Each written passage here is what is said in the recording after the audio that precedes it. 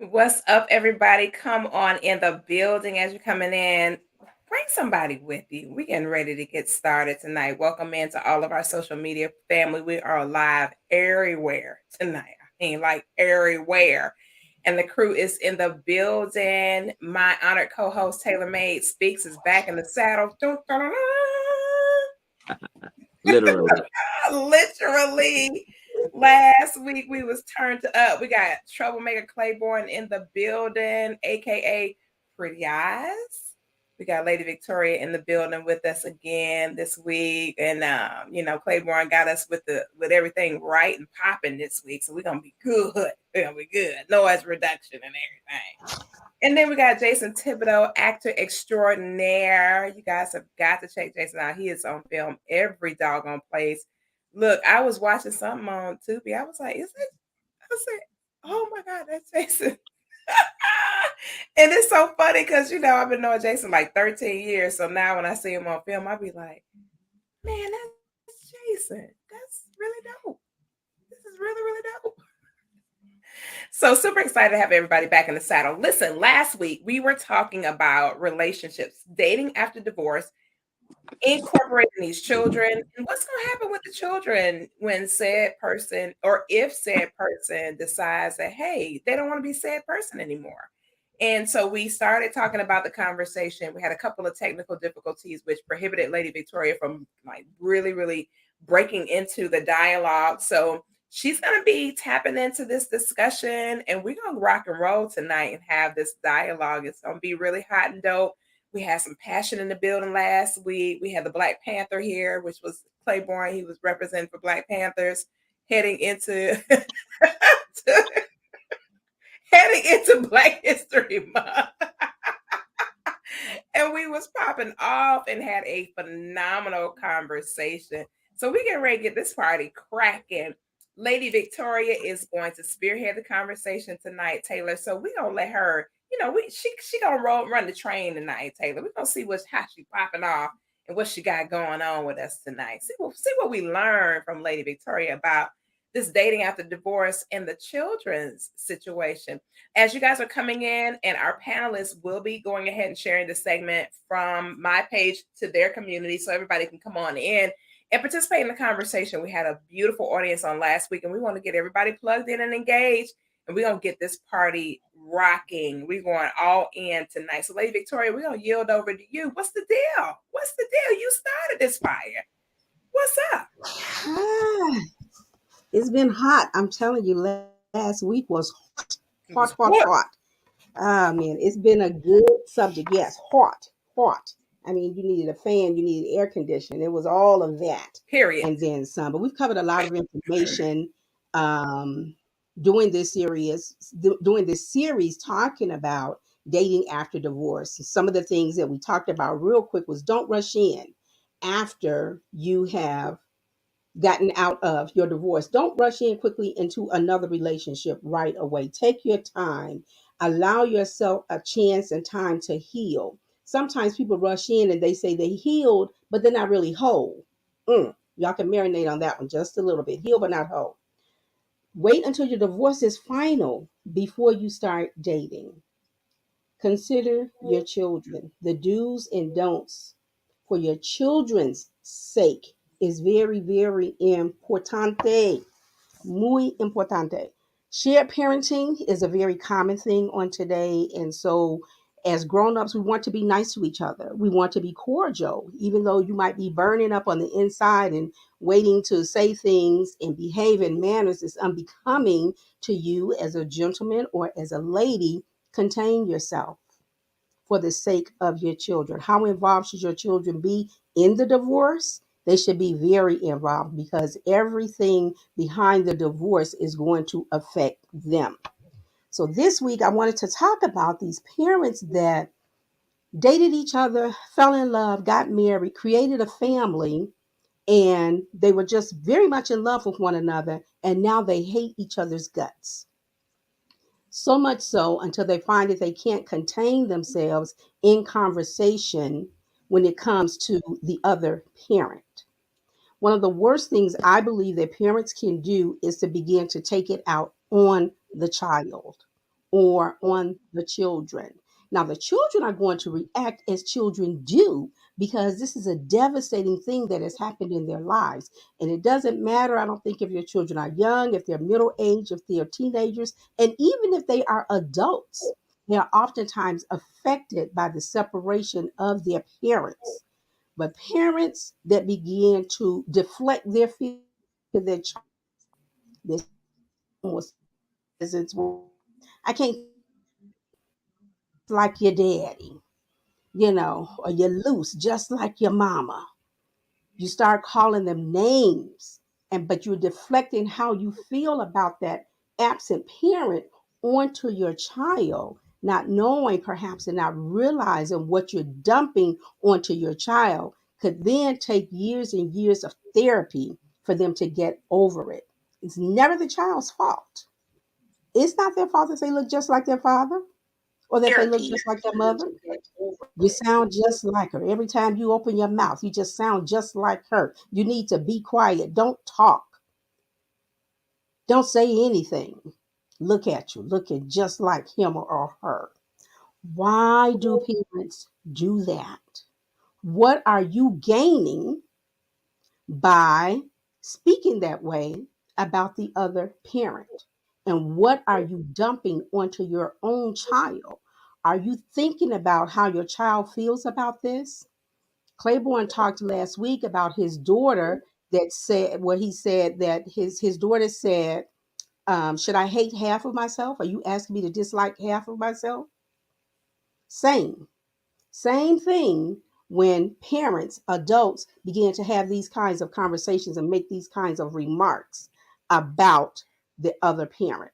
So I think I'm going to start with Jason, and ask you, what are your thoughts concerning that? Regarding the kids. Yes. Well, for one, I agree with you. As you're going through the divorce, you definitely need to include the kids in that.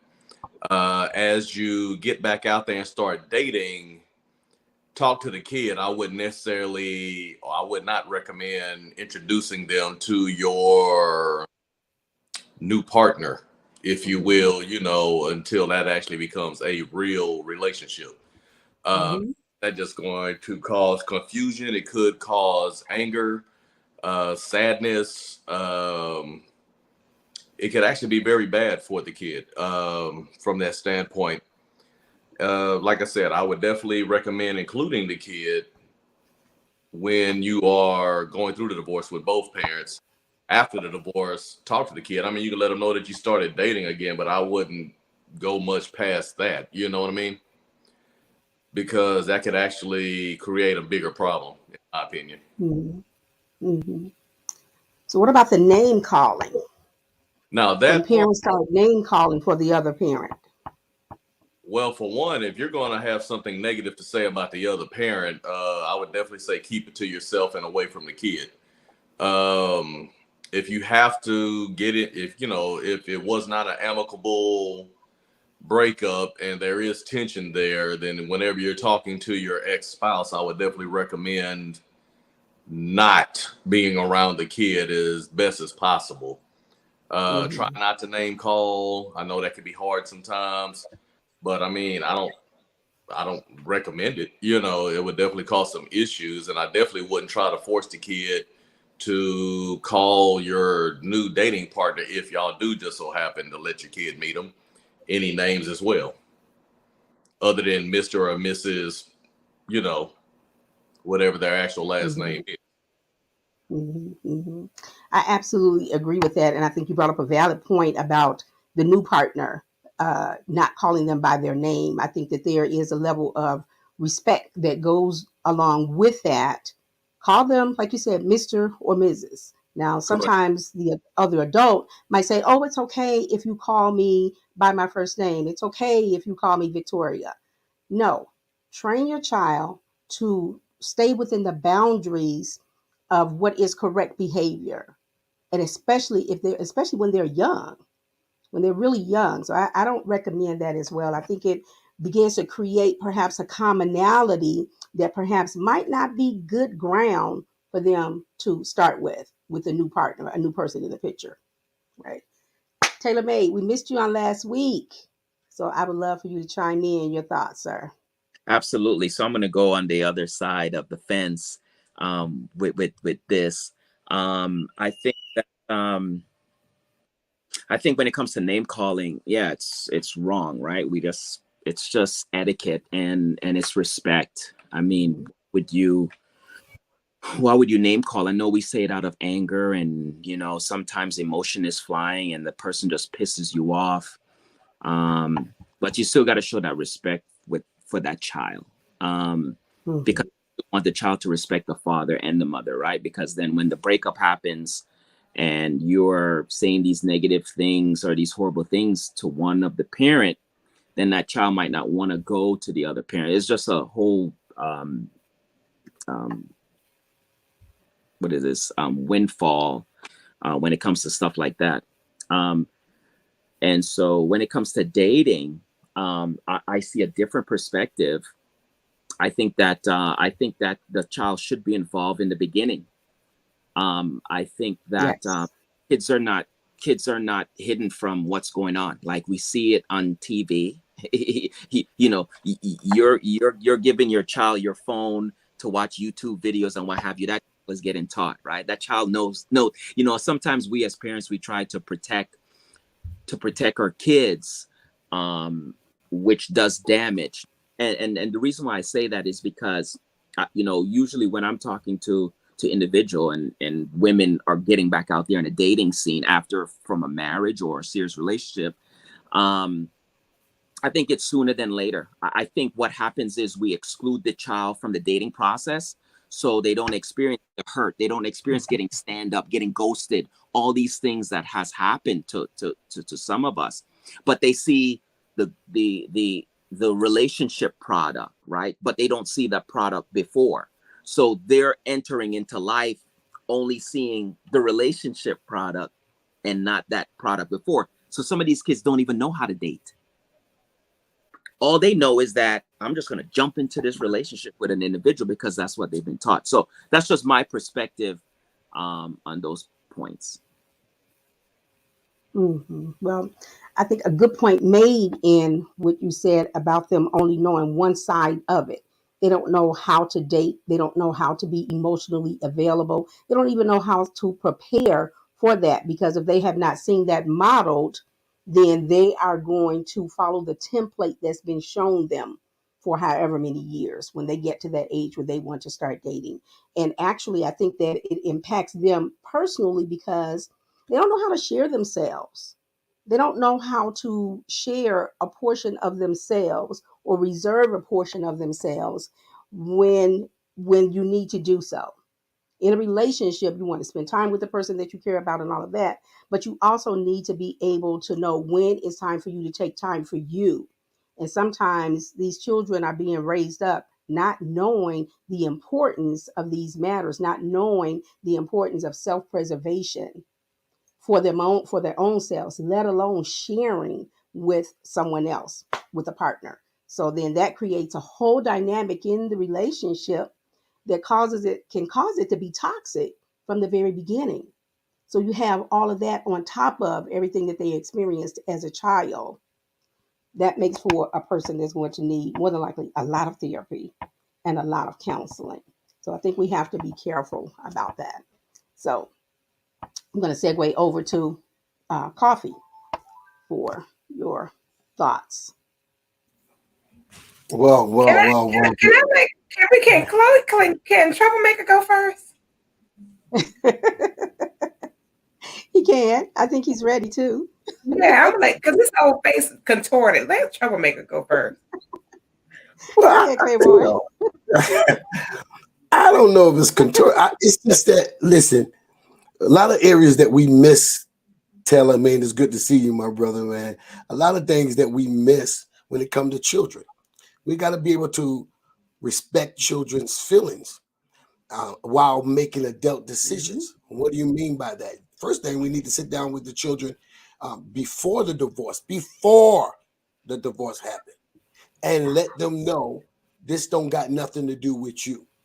because they're not mature enough to understand all the process based on age, to understand the processes that they are dealing with when it comes to the divorce. Why is mommy and daddy getting divorced? What happened? And sometimes they will internalize it as if it had something to do with them, especially if they hear you in the room and said that I wouldn't have married you if you wasn't pregnant. Then that child now has to say, am I the reason for the divorce? While you may not have meant that, Mm-hmm. but they don't know how to process that that was an anger moment versus the truth.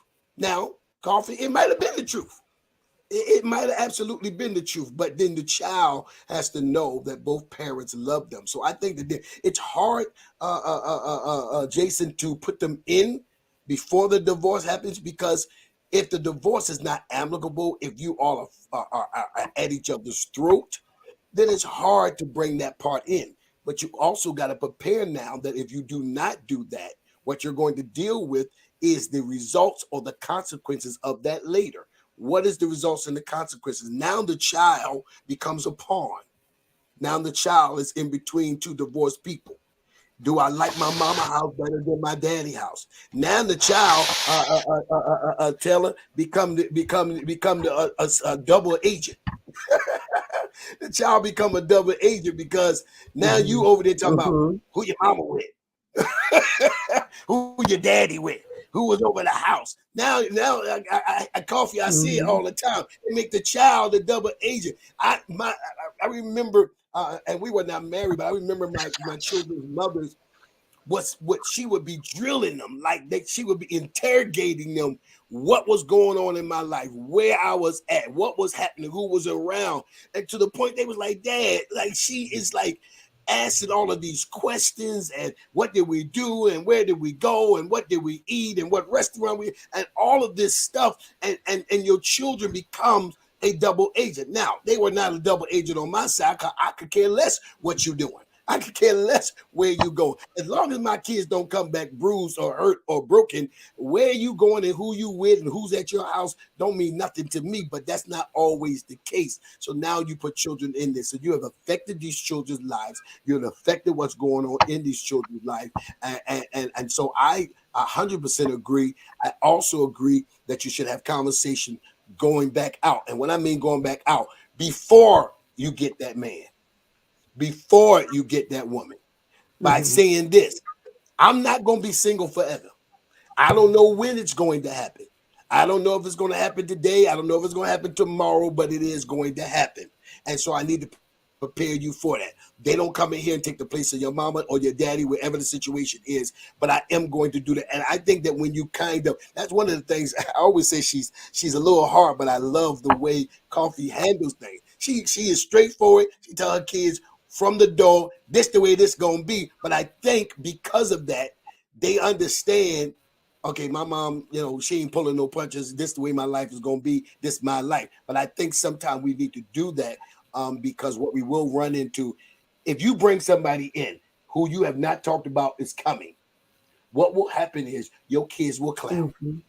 Unless they think that you crazy, then they may Mm-hmm. not clown. But your kids will act up to that person because they're not prepared for that situation. So I think that you got to bring your kids in every step of the way. Mm-hmm. Mm-hmm. So it sounds like a lot of what I hear is communication is key in these relationships, going and coming.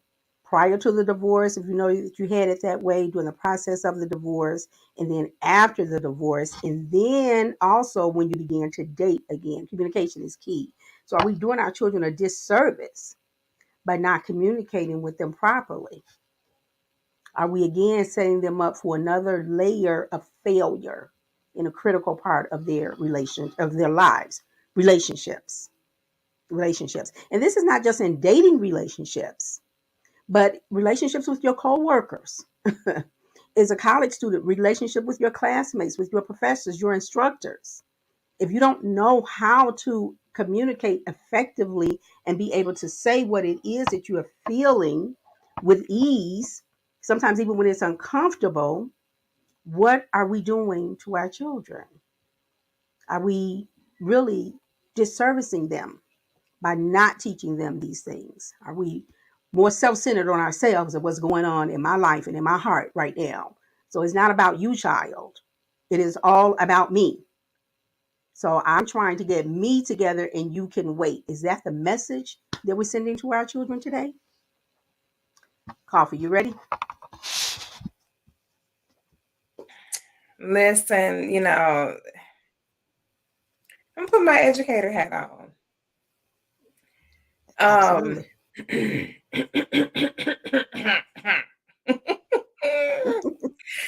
okay, I'm putting on my educator hat. I deal with high schoolers and middle schoolers, all the time.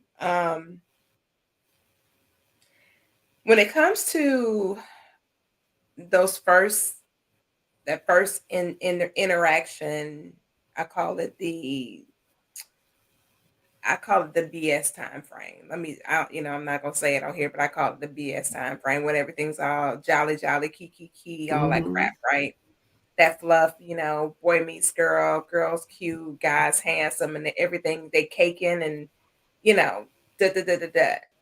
And then we shift into kind of settling into this little routine we got. Then, our real life starts to show up, whatever our real life looks like, and so on and so forth. Mm-hmm. When it comes to adults and we building out these relationships, just from an educator standpoint, and listening to my students habitually talking about their mama got a new man, their daddy got a new woman.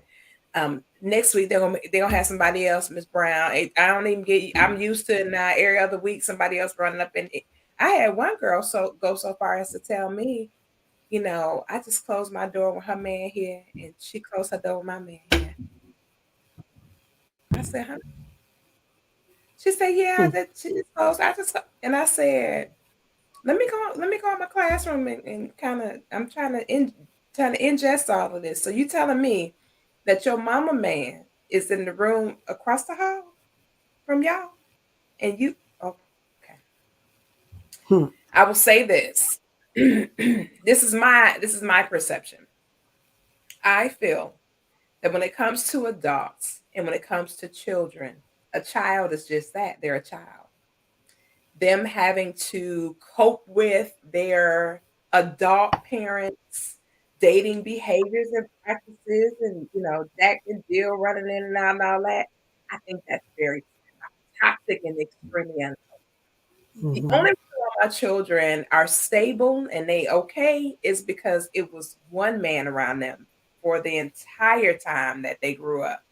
Did I date multiple people? Absolutely. But was they coming to my personal abode? That's a strong Right. hell no. Right. Hell no.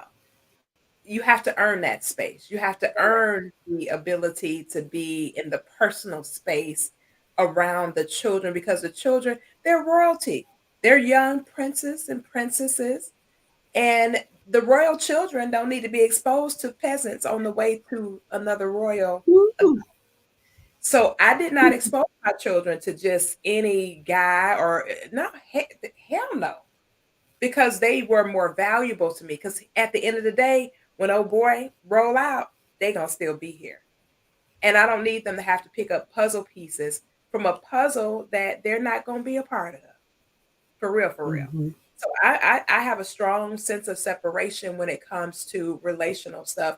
And I coach people. I coach men more than I coach women. And I tell them all the time, you got to remember, you say that your children are royal. We say, oh, they're a prince, they're a princess, and da da da da da. If they're really a prince and a princess, it's a certain way you treat a prince and a princess.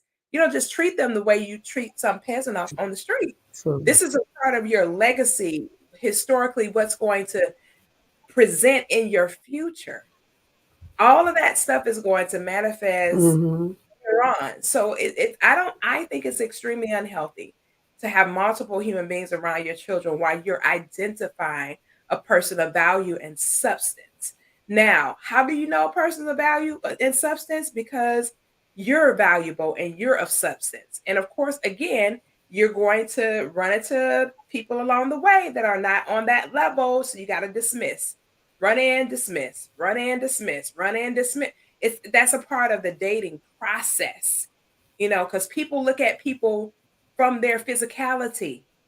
Oh, Coffee got a nice, ooh, Taylor got, ooh, Taylor, ooh, that smile, honey. Ooh, look at them pretty eyes on Claiborne, honey. Ooh, physicality is where it all starts. Let's just keep it a buck. So you see somebody, Mhm. you see that physical Mhm. change, the Mhm. physicality, everybody attractive initially until you start digging and you identify that they're not so attractive after all. They might look aesthetically okay, but internally they cuckoo for Cocoa Pops. And you want to be careful because Right. if that person has some issues, like for real, they know your address now. Now you're putting everybody at risk. No, Mhm. that's a strong hell no. Now, if you're, Mhm.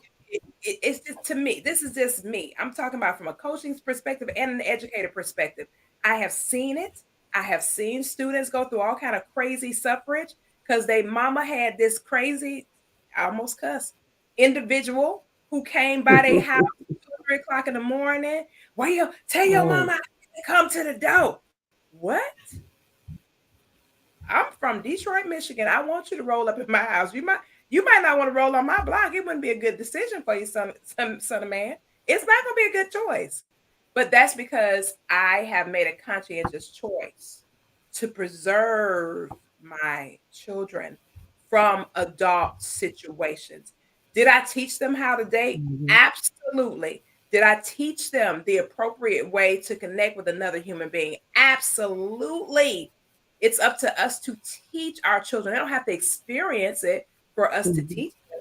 They don't have to go through this for us to teach them. We're supposed to be the people that are pointing them in the right direction in life. They don't have to experience everything. I would hate to have had experience everything in order to get where I am today. That wouldn't be cool. That would be very painful and it would be torture if I have to experience everything in order to learn a lesson in life. I told a student today, I saw them tussling, two males, as I was coming in to take care of something at one of the campuses that I frequent to add to the district. And I said, hey, get your hands off of him, son. Y'all go to class. This is where it starts. You tussling, but he's not happy about the tussle. Get your hands off of him and go to class. Yes, ma'am. Mhm. I don't get a bunch of flack from those Mhm. children. You know why? Because I come in there and I talk to them a way in which they're able to receive it. Now, if I was one of those people that every time they saw me, I was in one of the teachers' faces and Kiki Ken with all the men on campus and all that, they'd be like, "Oh, Miss Brown a little hot." And I'm telling you, they talk about us the way we talk about them every day, all day. So I just think it's very important for us to decide to be Mhm. adults. Let them grow up and let them be babies. Let them be babies for as long as they can be without all of those extra exposures. They don't get enough exposure, I promise you. They get a whole lot of exposure. Mhm. But their home should be this safe place where they dwell and they can lay their head safely resting at night. Like I told Taylor not long ago, me and my the guy that I dated throughout my children's teen years, because I wasn't remarrying nobody. Bump that while I was raising them. But he and I had a great relationship. We had a great agreement. We were on the same sheet of music. We had the same belief system, and we moved very well together throughout their journey and his children's journey as well. We had a great thing going in that particular season, and we understood Mhm. boundaries. Boundaries. Yes. Boundaries were in place. And to this day, my children Yes. and him, they still real close, very, very close. And he don't say nothing to me. I don't say nothing to him because we're no longer together in a relationship. But because of how it was built, how we forged that partnership, the respect level that was there, the healthy boundaries that were in place, they saw us go at it sometime. They saw it, but they understood that was our relationship and it didn't have nothing to do with them. When we decided to go our separate ways, they already knew it was coming, like what Claiborne was saying. We literally told them, hey, listen, this is our relationship has run its course. Like literally, we have found that this is it for us. We're Mhm. not going to be Mhm. wed So we're gonna cut this part off. The friendship is intact, and the children are just fine. And that's what's important. Adults have to be adults, and let them babies be babies as long as they can be babies, honey. Because I promise you, they grow, once you get grown, that's it. You don't need to be a baby for a minute. And we want to make sure we preserve them as much as possible. How was I successfully able to get my children through high school as virgins? How was I able to do that? Because of the consistent stability. It was no inconsistencies in that space. And that you have to be so careful. I'm telling you, I got some friends now, Lady Victoria, they still traumatized from all the people running up and down in their house when they were tiny humans. It's not healthy. That's just me as an educator. It's not healthy to have them so involved in dating stuff. It's just not. It's dangerous, to be quite frank with you. You know, have them around somebody that's been vetted, that's been in your life for a substantial, healthy amount of time. Vet these people so you can sort through the foolery and you can preserve your seed. It's important. That's just my thoughts. I would say this. If you're a parent, tiny humans, little humans, if you will, if you haven't figured it out by now, they're going to do what they see you do. They're not going to necessarily do what you say. Correct. So if you're running people in and out that house, they're going to automatically think they should be running people in and out that house. And if you're running people in and out that house and you're getting real cool with people, at some start trying to treat your kid more as an equal, and they're going to see themselves as an equal. So like what you heard Koffe say when she was talking about one of her students has her boyfriend, I think I heard, come over, and mama's boyfriend come over, and they all in their rooms trying to do adult stuff. And if mama's cool with that or daddy's cool with that and everything, you're going to continue to have some problems as that person gets older and older. You know what I'm saying? So watch what it is that you're doing around your kids. Watch how you. And Jason, while you on that vein, you want to be able to still parent them. Absolutely. That's where this problem is coming in with all this dilemma with parents and children. Absolutely. I can't parent you if I'm doing what we doing all the same things. Correct. Period. I mean, me and old boy was together for years. We didn't ever spend the night over here. What? No, ma'am. Negative Nancy. And don't try to put your foot down when you're standing chest to chest with this kid and they feel like they're an adult with you. So when your little 10, 13 or whatever 15-year-old is standing chest to chest with you, challenging you, then that ain't the time to try to act like parenting, because they've already seen how you move. And what they're doing is mimicking what it is that you do. Right. Look, Yasmin told one of her friends the other day, she said, my mama and said person was together all them years and I never woke up with him there. She said, I never woke up and he was in my mama's room and all that. She said, no. She told her, she said, my mother is very discreet. She's extremely discreet. And it wasn't because of my children. It's because of who I am. It's because of how my mama raised me. My mother said, you a lady, be a lady. And that's what my mother taught me. My mother was like, you're a lady, be that, period. Right. Hey, it's important that our children have a good image. Go ahead, Taylor. Go ahead. I think that let me just I just want to clear the air for me. I think that we're going into like some other areas that I have not spoken to. I said the dating process, going in and out of each other's homes and tricking and side chicks and all that stuff. I don't condone that to be around a child. I'm not speaking about that conversation. I'm talking about the dating process. When you meet somebody, the child should be involved. We have the child involved in the divorce process, which is a trauma. That is traumatic. Divorce is considered a traumatic event that happens in your life. We put our kids in that. But when it comes to something great, something positive, something meeting a nice individual, to show them, hey, this person is going to pick me up. This is who this person is in case I don't come back.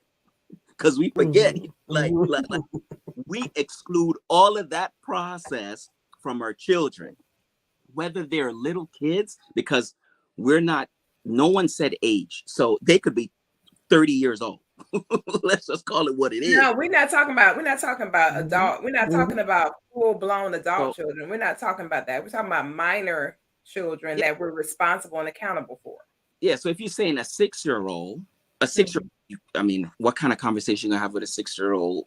To the extent that, hey, I'm gonna meet this guy and we're gonna go out here and eat and then we're gonna sit and talk about family life. No, but I Too for much. me, um, when I'm talking to women that are going back out there in the dating world, and experience that person that you deem that's a good person that you have talked to, that you have vetted, to meet that child sooner than later is better, because I agree. I agree with that. what have been happening I is agree. Yeah. 6 months you're having intimacy with this person, your child don't know this individual because you have kind of shield, and then when that child do meet and that child doesn't get along with that individual, now you having problems. Now you got to moonwalk out of that situation. But as far as running in each other's house and sleeping over and all that stuff, I'm not condoning none of that stuff. Now, I will say this, Taylor, and I love you brought that up. I would suggest Mhm. in that initial exchange of energy that it's on neutral grounds, not at your personal home or not at their personal Yes. home. Absolutely. It's been easier for people to blend relationally in neutral ground where it's beneficial to that child in that moment because you're infusing them into this experience Mhm. and it's all wonderful. So let's Mhm. go to main event or let's go to Chuck E. Cheese or whatever the case might be to be able to Mhm. connect so you can meet said person, and whatever. So y'all can let's see how it feels to be around said person or whatever. Well, do I have to Mhm. like him? Mhm. Nope, not in the least bit. However, it's imperative Mm-mm. because I like him that you get an opportunity to meet said person. And I'm not going to adjust my life because my child don't like said person. They going to be all right. God bless you, baby. Because Mhm. you ain't got to be, Mhm. you not going to be me. And I'm listen here. I don't Mhm. now. If there's Mhm. something where it's continually something nudging at my child, and that happened to my children with one particular person, and it was like all three of them, Taylor, and that's very unusual for all three of the children to be like, I don't like old boy. Now that's something ain't right. If all one of them, that's normal. Maybe two. But for all the children not to like old Mhm. boy and they stick to it, Mhm. something Mhm. ain't right. Usually, Right. usually, and Right. children are very intuitive. They're very intuitive. They're real smart. And my Right. son finally said, he True. True. said, True. he like you, mama, but I don't like him. And my son doesn't say that. He stays, you know, he don't get involved in that. But he Mm. said, Mom, something is wrong with this guy. I do not like him. And come to Mhm. find out later on, Mhm. Taylor, down the line, it was something very seriously wrong with that guy. Mm. And see, that's when we as parents have to be intuitive with our children to what they're And telling trust their us. Like you judgment and said, there trust are them. times, yes, because children will speak up. I mean, young children, 3 years old, they will speak up. Children that don't have a lot of language, they even have ways of letting you know this person makes me feel uncomfortable. There's something about this person. So we have to pay attention to that and not be so caught up in our own feelings as parents that we're putting that person before our children, before the well being, mental and emotional well being of our children. And children don't forget. They might be young, but they don't forget. And as they get older, then sometimes those thoughts and those memories come back, something triggers it. And then they want to come, Mom, I need to talk to you. I remember when I was about 4 years old and such and such and such and such and such and such. And you're wondering, oh my gosh, where'd that come from? How did they remember that? you know, I had a person that I knew that was full grown adult, married, had a family, and all of that. And all of a sudden, I started having triggering memories of things his mom did when he was a little boy. And he said, oh my gosh, that's what she was doing. Oh my goodness, that's what that was about. This was 30, 40 years later that this gentleman was able to reach back and get those memories of things that his mom did. She thought she was covering it up, but she wasn't covering it up because he remembered. He remembered being made last and the men were made first. He remembers that. So we have to be very careful and realize our children, that's our most precious possession that we have. And we are responsible for not just nurturing them, not just telling them what they can do and what they can't do, where they can go and where they can't go. We're responsible for much more than that. We are shaping the future with our children. That's what we're doing. We're role models for them always, good, bad, or ugly, because our lives aren't always perfect. As parents, I've made some mistakes. As a parent, I have made some mistakes with my children when they were young, when they were middle, and when they got to be older. We all make mistakes, we make errors. But I learned for me, when I made a mistake, I learned how to go to my child and apologize. So, I didn't handle that as well as I should have. I'm sorry for the way I spoke to you. I did not mean to demean you or degrade you or make you feel unloved or unappreciated. You are an integral, critical part of my life. And I never want to do or say anything that's going to hurt or harm you. I wasn't so grown that I was mama. I'm mom. I don't need to apologize to her. I don't need to say that to him. Yes, I did need to say that. Yes, I did need to apologize for the emotional health of my child.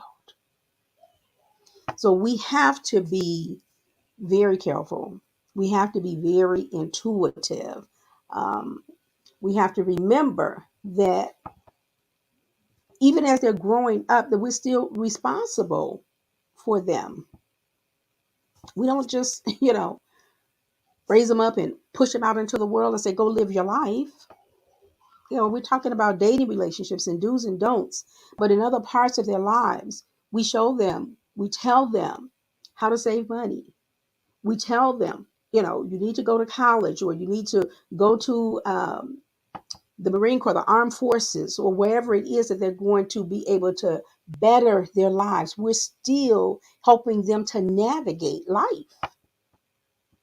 Even as they're becoming young adults, they still come to us for advice. They still come to us to find their vision or find their purpose in life. And we're there to help them do that. We're supposed to be good stewards over our children as well. It's critically important for them. Critically important for them. So, there is so much more, so much more that I can say. We have a lot of good comments here also. I was trying to find one. Lisa Mallory said, you can't let them use you as an excuse for them being too grown either. Someone else says, Carolyn says, they have discernment. Whoo! Yes, they do. Our children do have discernment. They see and hear things, and we think that they're not putting it all together, but oftentimes they are. And we don't want those things to come back and bite us as adults. And if they do, then as the parent, as the adult, handle them appropriately.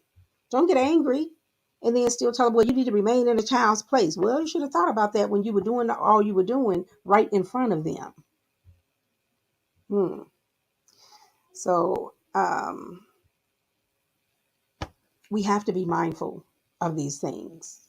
We have to be mindful of these things. And if they come back to you later and have questions, again, address them. Don't try to sweep it under the rug and make it seem like it didn't happen. If they come back and say, well, Mom, you had a lot of boyfriends, or Dad, you had a lot of girlfriends growing up. What was going on with you? Answer them. It's not the worst thing in the world to be able to allow your children to see that you too have flaws. Hey, Lady Victoria, while you're on that vein, I want to interject real quick. Sure. With Taylor being the person that deals with people exiting toxic relationships, Taylor, what has been your experience with that aspect of coaching where you had somebody who had habitual partners in the presence of their children? How were you able to really kind of support them in their exit of the toxic relationship and kind of help them to redirect that behavior? Because that's really dangerous to have a lot of different partners in front of your children over a course of time. Yeah, it's one of those where you gotta kind of figure out what's the urge for them to do that, right? And the thing is, it has nothing to do with the child, to be honest. And what I mean by that is, they could care less if their child is present or not, right? It's an urge of being with multiple different people, right? It's some people get a high off of that, right? Some people are addicted. That's why you see people never enter into a relationship. They start talking and they get very excited and it's fresh, and as soon as that time comes to enter in a relationship, they're gone to somebody else and they start that process over, right? And so um or some people just don't like to be alone, so you have to find out well, I usually have to find out from their situation what is the addiction to this multiple partner syndrome that's going on, and then have to tackle it from that angle. Whether the child is there or not, they're going to do it anyway. It's almost like I said, it's like an addiction. For some it can be, childhood trauma, where they've seen their parents have this repetitive behavior, um, but you just have to figure out what that angle come from, and then deal with that, um, and then that behavior would change so they can, you know grow their child up in the right way. But that's what I have encountered through my process, with that. But what I noticed, like I said, whether that child is present or not, because the thing is, they're not hiding it from the child. You know, if they were hiding it from the child, then they would have some sense of, um, not maybe embarrassment, maybe they're trying to protect their child not to be like me, but those things are completely disregarded because they're doing it in open form. So at that point, whether the child is there, like I said, or not, it's irrelevant to them. And so we have to attack it from a different angle. Claiborne, same question. Mhm. Mhm. I think it is. What is your reasoning for multiples? I understand date them all. I'm not sure if I am agree on that. Once we have children in our life, dating them all should not be something that children have to see. I love what Taylor said. I love what you said, Coffee. It's not something children should have to deal with you dating them all. Because then it says, what are you putting yourself out there? Like you said, you have multiples, but your kids can never say, my mom was wild out there. Because it's who you bring around. It's the timing you bring around. It is when you bring around. And I don't think that you have to bring everybody around. I think that people, toxic situations can be real bad. It's bad, Taylor, how you handle it. It's worse when your mind is not formed and mature. So now you handle it a whole lot different. Plus, you don't know how people gonna handle your kids. I know people who their boyfriend killed their kids. their girlfriend beat their door. We know situations like that where they brought a toxic person in their relationship. And I know we don't like to talk about this, but this is a reality. Taylor, you probably know way more than me because you deal with that. But there have been cases where they brought a toxic person amongst their kids, and their kids are not here because of that. So you gotta understand how your job, and I think lady said it earlier. Your job is to protect your kids at all costs, emotionally, mentally, physically. Your job is to protect your kids at all costs. What do I got to do? And so I know that my children, and I said this last week, every child is different. So you got to know which children that you're handling with, which children that you're sharing with. You've got to be very, very careful. I am very careful when it comes to protecting my kids, because in the end, God is going to charge me for my good steward or my lack thereof of my children. That's good. That's very good. Jason, I know Jason has done some coaching. Same question for you, Jason. Jason's done some coaching, Yes. especially from a man to man, and in the school and everything else. So, Jason, same question. Repeat the question for me. I want to make sure I'm answering it correctly. So basically, a person that has these habitual partners, and they constantly running somebody up in the crib, in the presence of the children. What is it? What are some things that you would say to that individual to kind of help them to kind of get their eyes open and kind of get a little clarity about what they could possibly be doing to cause damage to their children long term? What would be some things that you would recommend or kind of connect with them on? Well, okay, so I used to mentor high school boys, typically between like 15 and 18, right? And from the kid perspective, when they would see this kind of stuff, because quite a few of those young men came from a single parent home. Most of the time, it was a single parent being the mother. And of course, some of the moms you would see, they're kind of out there, in terms of dating. I'm not saying like they're out there hoeing or whatever else, but they're out there in the dating market.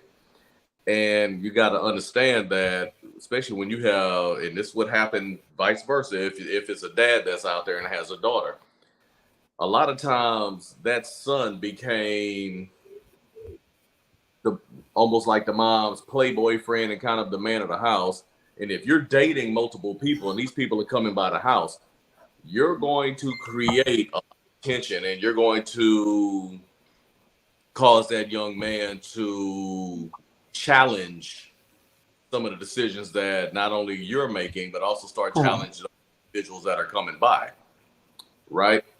So, and like I said, that's vice versa with men that have daughters that they are raising. Because I had a coworker who recently went through that, where she was dating this this gentleman. She's around our age. She's dating this gentleman who's also around our age, had grown kids, daughters, if you will. Mom passed away a long time ago. And they ended up having to break up because basically he made plans with her for Christmas. The daughters came home and decided, no, you need to spend time with us, and basically left her out there.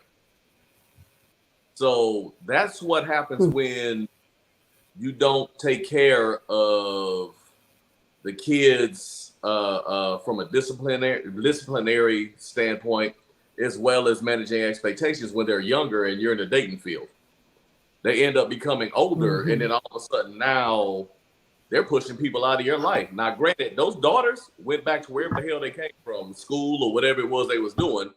Now this dude is at the house trying to call her after he's pretty much dissolved that relationship because he chose the daughters, which are grown, over this young lady who has been there for him for a few months. Now, also, what I've talked to some of the moms before as well. And I was like, hey, look, I can't tell you how to run your household. I don't even want to try to tell you how to run your household. But your son probably is not speaking to you about certain feelings. I've been in this position before because I've had friends who had parents that were single and dating. and would bring the opposite sex around them all the time. And it's, I'd have to pull a couple of those moms to the side and be like, hey, just FYI, be careful who you're bringing around him, because he's noticing that you've brought several different men around and everything else, and you're just expecting him to stay in his place. Not going to happen, especially with him being a teenager, right? And like I said, everything I'm saying, you can apply just the opposite direction. And I've had to talk to that mom and be like, look, I'm just letting you know that your son notices. And your son is saying some things that lets us know that he's noticing and that it's affecting him. Right? So it's not necessarily the young man like just acting out so much or whatever, but you can have conversations with people and kind of tell what's going on in their households.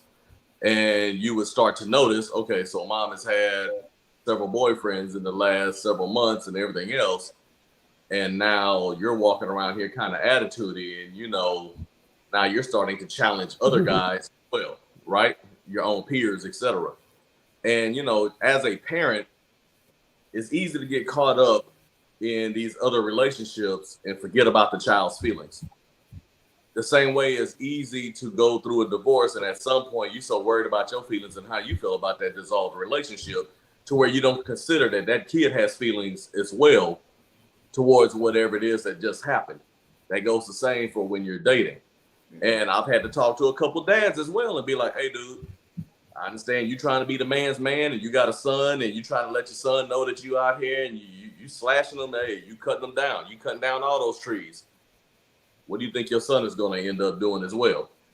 When your son is a teenager and he's sneaking out the house, or he keeps trying to bring these little girls around you and everything else, you telling him to focus on his books, he's going to do what you're doing, because you're not focusing on your household. You're focusing on yourself. So now he thinks that he needs to focus on himself from a physical standpoint, right? So there's a lot of different ways to unpack that. And you need to understand, when there's a child involved, what I said earlier, they're going to do what they see you do. They're not necessarily going to do what they hear you say. So while you're trying to be a parent and you're telling them, hey, mom or dad is out here trying to, kind of get back out in the field and date a little bit, this, that, and the other. If you're not taking care of that household and talking to that kid, and figuring out what it is they're going through emotionally, then you're going to have a problem on your hands.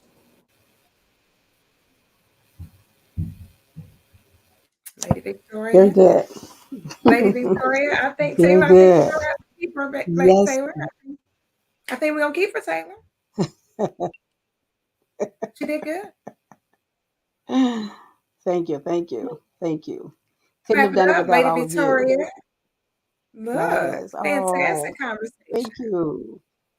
Thank you. Fantastic. Thank you. Thank you. Well, this is a excellent team of panelists, and again, it could not have happened without each one of you. So thank you so very much. I see Dr. Kai is in the room. Dr. Kai's in Hi, the Dr. Kai. building. Yes, yes, yes. Yes. Thank you. We got All of Lisa. you that are. Yes. Yes. Yes. So, Anitra. guys, thank y'all so much for being here this week. We had another powerful conversation. These phenomenal thought leaders, they're all coaches. All coaches. You can connect with them directly. You saw their information scrolling across the screen throughout the conversation for you to be able to connect with them. They're not being compensated for their time. So definitely connect with them. If you want to add to them in a tangible way, do so. Send them a cash app so they can get some lunch or a cup of coffee, pun intended, or connect with them. Get a session with them. I think some of them do provide maybe a complimentary 15-minute session for you to see if they are a good fit for you and you are a good fit for them. Because we do a lot of vetting when it comes to our coaching clients. We don't coach everybody because we can't coach everybody. Praise God. Hallelujah. So every coach is not for you, and we might be good for you for tonight's show only, and it may not be a good fit for what it is you're attempting to do. So just connect with them, follow all of them. I normally don't even ask people to follow, but I definitely have connected with all of these individuals, know them personally, what they stand for, the value that they add all over the world. So definitely connect with them and get to know them and see if they can add to you. Check out some of their other segments that they have. And they have on social media. I know Claiborne is always on some platform on social media. We're all in Clubhouse, and we're in Clubhouse continually. So you can connect with us on Clubhouse and check us out with the groups that we're a part of in Clubhouse. I will tell you, some of them are ratchet. So be warned. Some are safe places, and some of them we go on uncharted territory to see what's going on over there around the corner, and it's not safe. It's just not safe. So yeah, don't judge us. You know, the Bible said that light have to be everywhere, so we bringing the light to the dark. Okay, all right. We don't misbehave while we in the rooms. However, we got to be in the room. We got to be in there, see what's going on out here in these streets. Okay, so a lot going on out here in these streets. So we appreciate you guys tapping Mhm. in and tuning in. We'll be back on next week, and we're working on some things with the panel now. Taylor and I got to connect again this week to kind of chat up some things that we want to do moving forward. And then there's going to be a spinoff show that's going to manifest later this year for you guys to enjoy. You're going to like that show too. And also, I want to thank everybody for calling my mom's name out during this process of her healing, her journey of healing. We were in her face Yes. this past Yes. weekend, and it was just amazing to see my mom's progression. And she does have a journey ahead of her. So definitely, please keep her in your thoughts and prayers. It is not over yet.